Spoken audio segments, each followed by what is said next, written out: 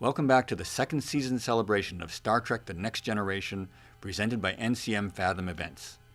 Next up, the Borg. Hi, I'm Rob Bowman, and I directed the episode of Q Who that you're about to see, and I am overwhelmed that something that I made many years ago is now being presented theatrically. When we started talking about which episodes would be featured in season 2, we were really excited because Q Who has the Borg.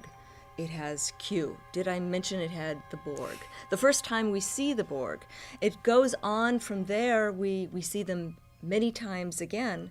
First Contact, other Best of Both Worlds, Part 1 and 2. But this is the first time we saw the Borg. And they're scary dudes. This would not be an opponent or a villain or a species that we would overcome by the end of the episode. That it seemed that too many times we would begin an episode with "it's like nothing I've ever seen before," and then by the end of the hour we'd overcome it or made peace or something, and that the Borg had no intentions of making an alliance, and more so whatever we attempted to do to them offensively or defensively, you shoot their ship and that ship just gets stronger and smarter. From the very beginning of Star Trek The Next Generation, Gene knew that the show couldn't depend on the original.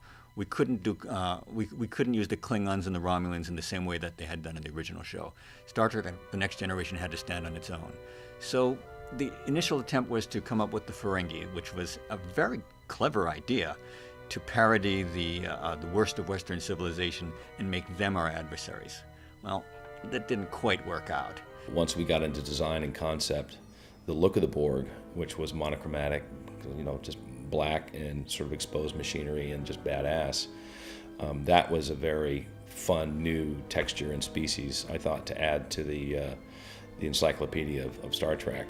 When they were finishing up the costumes, they wanted all these pieces of technology to adhere to the costumes, and they had a lot of cool stuff.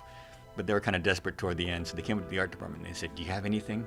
Well, we had some old computer memory chips from the art department computers, so we donated them, and I think if you look very closely in the arms, you can see them. And now, for the first time ever, theatrically presented to you in HD, 7.1 surround, remastered, recolor timed, and enhanced visual effects for proper presentation on a theatrical screen is Q Who. Enjoy.